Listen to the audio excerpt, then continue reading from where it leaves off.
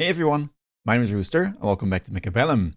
Today's video kind of feels like it's an old school one, as in a game that could have happened, a year or almost 2 years ago with the types of units that we're going to be playing. This was part of a tournament game. It was the semi-finals, I believe. Or actually, I say that wrong. I think it was the quarterfinals of the EU Weekend Tournament last Saturday, and I'm up against Apucci. Very, very strong opponent, fellow streamer as well. I mean, I'm sure that if you've been in the scene for some time, you know who he is, and he's always scary to face. Now, both of us start out with a Sledgehammer pack, and I've got Speed Specialist, whereas he is a Marksman Specialist. And I decided to play aggro. I don't think Sledgehammer is like necessarily the best for playing aggressive with, especially if you're up against something like Spider. Typically, you're not going to want to end up in a headbutt, but here, since I'm up against enemy Sledgehammers and I'm Speed Specialist, I really wanted to try and make use of that additional move speed, and I kind of wanted to try and, create a little bit of imbalance on the board rather than play a long-range Sledgehammer mirror. So we go on the offense, and I'm happy to simply pick up some chaff here on round one.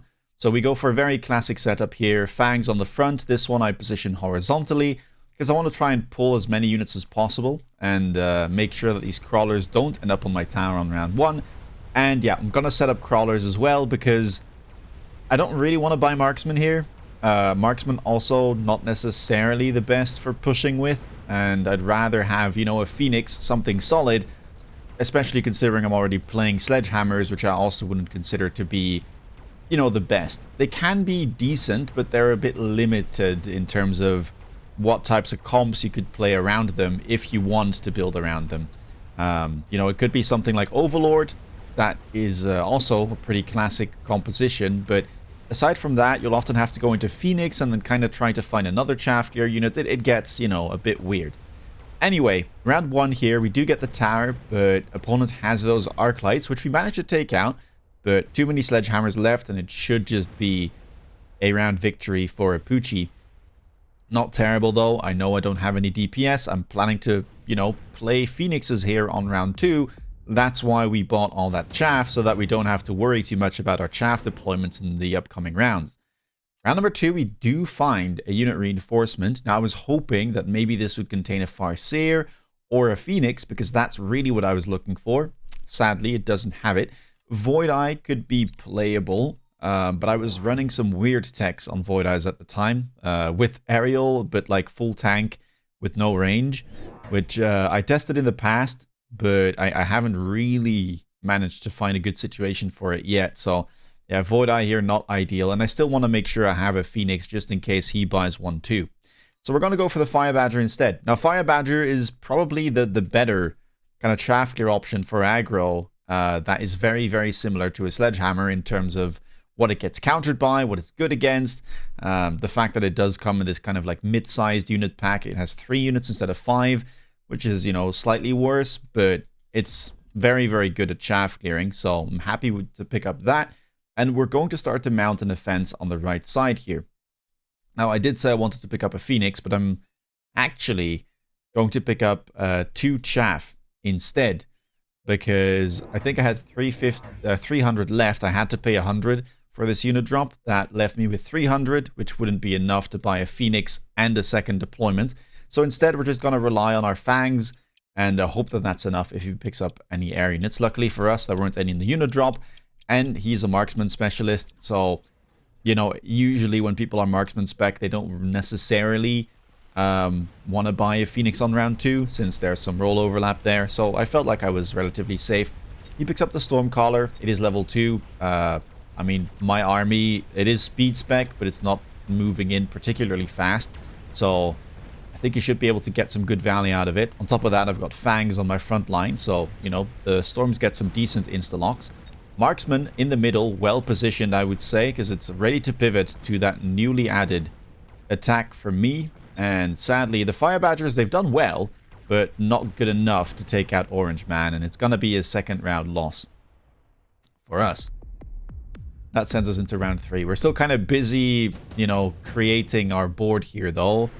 That's like the awkward thing about Sledgehammers. I'd rather have all of them be Fire Badgers and be able to invest into them, because investing into both, I mean, makes me very vulnerable to something like Scorpion or Raiden, whatever you may have, without getting the benefit of being able to tech all of them at the same time. Now, round number 3, there are some useful items or cards here. I was really eyeing that improved firepower control system, but I was too afraid of Underground Threat and Rhino Assault. I felt like I had to try and defend them, so I'm willing to go for the Underground Threat and skip the improved firepower this time. I thought to myself, well, if we really need something, then we can always click Scorching Fire, which should be good enough. And then I was kind of trying to get into Overlord here by round 5, unless a different DPS unit were to show up. And I felt like into this type of board, I didn't really need the improved firepower, and I wanted to make sure I didn't get debuffed. So yeah, defensive Underground Threat for me could have been the Rhino as well. Maybe that would have been better. And I go double Wasp to defend my flanks. And at the same time, it should be relatively useful into his army. I'm also trying to make him invest into, hopefully, Mustang, so that the Badgers have better targets to shoot at. And it also kind of forces him to take a round that, well, where I know what he's going to build, because he needs to respond to the Wasp. And that can be nice sometimes, can provide some breathing room. Decides to add a Sledgehammer, though. Doesn't go for any of the spells. We have double tower levels here. Very powerful thing to do, especially against these type of low DPS armies early on. I don't even have a Phoenix on my board, so even if I do manage to punch through, which is still a bit of a question mark, it's gonna be tough to even take down that tower with nothing defending it. Wasps, though, doing a great job. Sledgehammer, I do pick up the level, since his army isn't the highest DPS either. Or at least, you know, his big DPS units are kind of sparse or not fully reliable in the case of the Stormcaller. And yeah, you can see we do punch through, but Wasps are going to get stuck on that level 2 tower, and we can speed things up. We will win. Thankfully, we take out that Marksman, but it's not the biggest of wins, and we need to get some solid damage on the board. Round number 4, even more of these spells show up. Wasp Swarm, Rhino Assault. Again here, I feel like there is the potential for him to put a Rhino all the way in the back. And there is an additional deployment slot, but I wasn't too sure what I would want to buy with it, because I was trying to get into more Fire Badgers with range here if I could. A Fire Badger in the top right looked really good to me as well, since he has put crawlers all the way up against the line. So no matter what, even if the Fire Badgers get countered, they should be able to take down a crawler pack and at least pull some units upwards to maybe allow for a tower take. I decided to pick up the Rhino Assault. Happy to simply go for that route instead. I also go for some Farseers here because I felt like Farseer was the better anti-air option, as well as anti-sledgehammer option, on top of being tanky. And so that's what we're going to go for. And well, Farseer is expensive, so with that in mind, I wouldn't have been able to easily make use of that additional deployment slot, so I'm happy to skip it in this case. There is an argument to be made for both. You can also just, again, like go for more Fire Badgers, but I felt like I needed some DPS on the board, so that's what I went for. And yeah, Rhino in the back at least protects me from any type of shenanigans. We have managed to pick up both of the tower defense and attack enhancements, which my opponent hasn't yet, and he does go for Mustang, which I'm happy to see. Now, aside from that, things are not looking the best. We definitely need some range here. We need some damage. These sledgehammers are not going down easily. The Farseers, though, they are doing a good job, and the Wasps at least are stalling, even up against those Mustangs. They seem to be buying a good amount of time. And they are cleaning up nicely as well. So while this will be around loss, undoubtedly, at least I'll be able to clean up somewhat and not take huge amounts of damage as we kind of start entering the mid-game. Round number 5, some pretty good items. Well, one very good item, the portable shield, which I pick up instantly. Very happy to see that. Super strong on things like sledgehammers and Fire Badgers. So don't have to think too long about that. The other options are all chaff clear, which I feel like I don't need. I've got that covered, hopefully. And I'm simply going to buy more level 2 Fire Badgers here. I prefer that over trying to buy them at level 1 and perhaps giving them range, which would have been another option. but I feel like that level 2 really adds that little bit of tankiness and DPS that I'm going to need to, you know, start battling this army in this still setup phase at the end of the day. Keep in mind, I wanted to get something like Overlord on the board, but I just didn't really find the time and space for it. And yeah, still looking to range my Fire Badgers here at some point. Still looking to buy, you know, the bigger DPS unit. But I felt like I needed at this stage of the game to get these Fire Badgers at level 2, because otherwise they were at risk of never leveling in the first place, and that would be very, very bad. Keep in mind, I do give this portable shield to the Fire Badger on the right side. I felt like that was doing more than the Sledgehammer, but I guess that's kind of mistaken. Perhaps I should have given it to the Sledgehammer, but I was planning to at least tech this guy, which is, I guess, why I put it there. But in hindsight, maybe I should have put it over here, since I'm likely not going to be teching my Sledgehammers, and that means they're going to be tanking more. And, well, guess what this portable shield item is very good for? Tanking.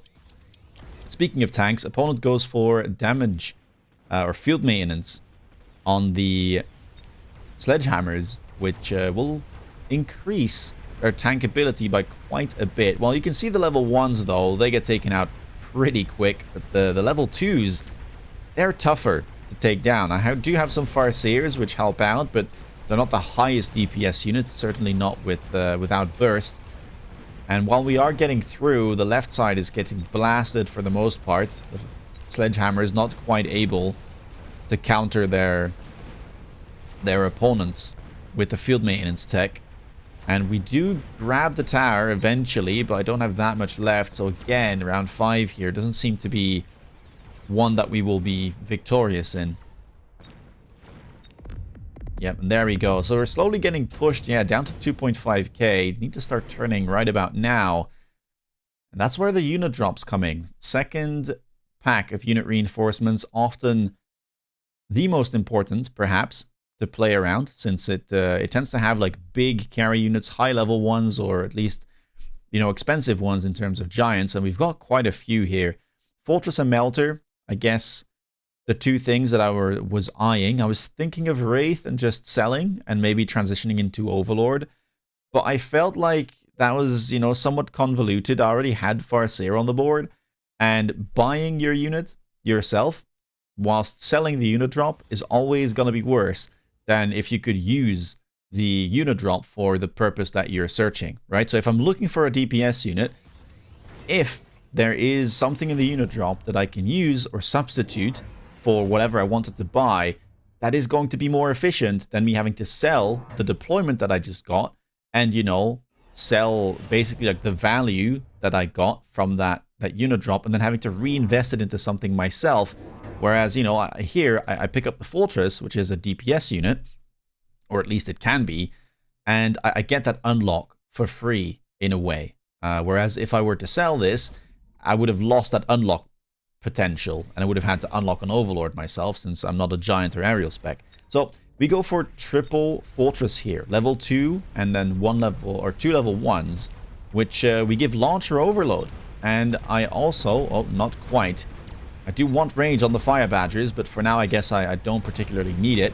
Pono went for the Melter though, and I guess that they were afraid perhaps of some of the bigger units that could show up, which is a fair thing to think about. Of course, like War Factory, Mountain could be something that I would turn to, especially as I'm on the back foot.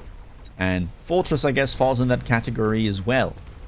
Now, this used to be a very, very common matchup back in the day before, you know, multiple Titans being added and several balance patches would be very common, especially Mustang Fortress was very popular, and Overload Range was a common kind of tech pairing that you would have for that Fortress, and I am running it still. Now, these days, I think Fortress struggles a lot. You almost never see it, except for things like anti-air barrage, most often from unit drops, or, you know, if you really need it against stuff like Phoenixes or Wasp carry. But that's about it. You very rarely see this with range and overload, because, I mean, things like Abyss and Mountain just completely crush the Fortress. But in this game, I feel like I'm kind of locked in. I already bought 3 of them. I got them from the unit drop. I already teched Launcher Overload. I can see the Melter on the other side. And I felt like unless there is a transition that happens this exact turn and he sells his Melter, then I might be in trouble if he goes for something like Abyss. But otherwise, if he keeps investing in Melter, this matchup can be just fine for Fortress. You just have to be on the front line and pushing in. And so we go for second tech here on the Fortress. We buy another Fortress all the way here in the left corner. And we go for range, finally, on the Fire Badgers as well. Now, I don't have temp speed, which is a very, very important thing to click. I am loaning, but I simply just didn't have the money. And yeah, that would be nice to get in a future round. Opponent double techs his Melter, range and energy diffract. That will allow him to at least deal with the Fire Badgers a bit better as well. Top right, my Fire Badgers are still doing a decent job. Keep in mind he also clicked Charge Shot on his arc lights to try and deal with my Fire Badgers in a prior round. But we are pushing in. Look at that. I mean, the Melter is looking menacing, but these level 2 fortresses, they really do pack a punch. And with the Tara debuff, we will be able to take all of them down. That was looking a little bit dicey, but I think finally we'll be able to strike back with 2 fortresses surviving. There we go. One of the fortresses even potentially leveling. Could be a level 3 fortress hitting even harder. And round number 8, we get more unit reinforcements here. Wraith available, Void Eye available, Phoenix and Steel Ball. Nothing particularly that I would like. Thinking back about it though, I probably need to worry a little bit about Wraith. Because my upshoot right now is 2 level 1 Farseers, which is a bit dicey. So I probably should have gone for the 2 level 3 Phoenixes and just kind of keep them in the back. Perhaps even give them range. But instead, during the game, I go for a triple Steel Ball because I felt like I could overwhelm him with the amount of deployments I get from this. And just kind of stack them all on one side and try to run them into a tower. Steel Balls can work against Melter, even multi-Melter. You just need to have like a lot of them stacked together. Mechanical Division can help as well. I wasn't planning to go that far. I just wanted to keep this block of Steel Balls, and as you can see, we are going to try and kind of just, yeah, keep them together and push them into this tower, as there is a bit of an opening.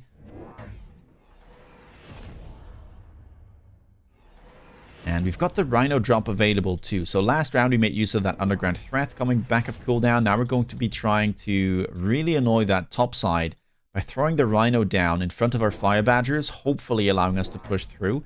More Melters show up on the other side. Ipuchi does go Wraith with range enhancement and degeneration beam. So we're gonna need this Farseer to do quite a lot, but at least we do have some upshoot, even if it might take a while to take these level 2 donuts down. Melter all the way on the left as well, creating an insta-lock on one of my fortresses, but I'm beaconing all of the other units in. Temp range, temp speed has been clicked. We are both loaning naturally, and one of my fortresses has managed to find the lock on the melting point. So it's gonna go down. Most of his units are now done or cleared. Take out a level 2 Melter in front of the tower. The other one goes down as well. I mean, these fortresses, they really do hit hard with that launcher overload. And this is a very powerful turn. Farseer doing a great job. It's already taken down one of his Wraith. Another one will fall very shortly. Maybe we'll lose a fortress. I'm not exactly sure. We'll have to see. But not even. And, well, that's more than equalized the score. Suddenly, Ipuchi down to about 700 hit points. And around number 9, big spells show up. I mean, I cannot skip the nuke in this case. It's way too good. Especially with him going double Wraith. You won't be able to protect those. And if I can just take them down myself, then I shouldn't have to worry too much about anti-air, which I was. So if nuke didn't show up, I would likely have gone for aerial specialization on my Farseer, but considering there was a nuke, I was kind of fine not doing that and letting the nuke do most of the heavy lifting, because it was unlikely he was going to go more air at this point.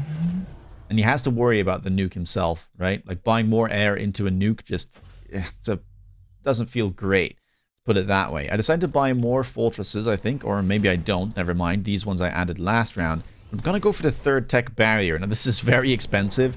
It costs 900, so our whole round, in terms of deployments, is literally just going to be 2 crawlers here on the line to stop this insta-lock from happening. I mean, this is why this corner is so safe. Basically, it looks like it's gonna be super vulnerable, but you can kind of work together with the flank. And now if you look at this Melter, I mean, these crawlers are obviously closer to it than my fortress is. And it's the same thing that's happening over here. And it's a great way to kind of pressure the diagonal, have a unit that's pretty close to the enemy army, but still quite easily protectable if you make use of the flanks. So that's how that works. And it used to be a very common setup for Fortress. Again, carry Fortress, not that popular anymore. But in this game, we are trying our best to make it work. Another Wraith shows up here on the left side. Range and Degen Beam, of course, available. I do have a Farseer over there, but it's a little far away. Another Sledgehammer in front of that left side tower. And opponent goes for the third tech on Melting Point, Energy Absorption. That could be a problem. Beforehand, we were killing them without them having energy absorption. Now, if they lock on, I mean, even to just a barrier, they might be able to heal back up all of the damage they take. So we'll have to see. He also puts down a shield, but I felt pretty confident I'd be able to break it, which we do. Nuke now comes down. The two Wraiths should evaporate. Here it comes. Yep, there they go. One of the Melters also gets blasted. Left side, meanwhile, doing great.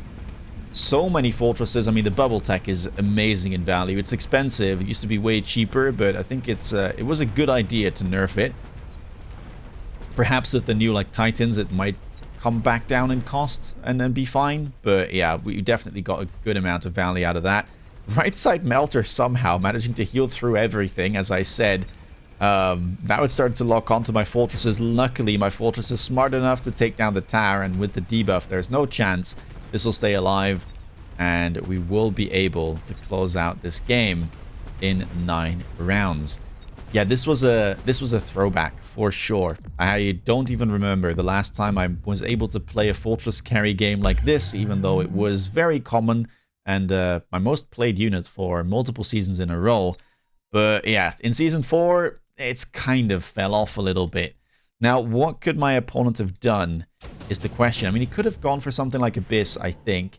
Especially on this round, perhaps. Abyss could have been something. We can go and have a quick look. So, the other option would have been perhaps to simply skip, not take the Melter item, sell the Melter, and go for the Titan in this case. Lone, of course, going to be important. We can go for that Abyss. We can throw it, I guess, somewhere over here. And perhaps give it the Wreckage Recycling. I guess you would be playing for a round kill. In this instance, the right side would be somewhat vulnerable, though. I kind of wonder here what else you want to do. I mean, I don't have the attack and defense enhancements. I guess the attack is a bit moot, though, considering we have Charge Shot on Arc Lights.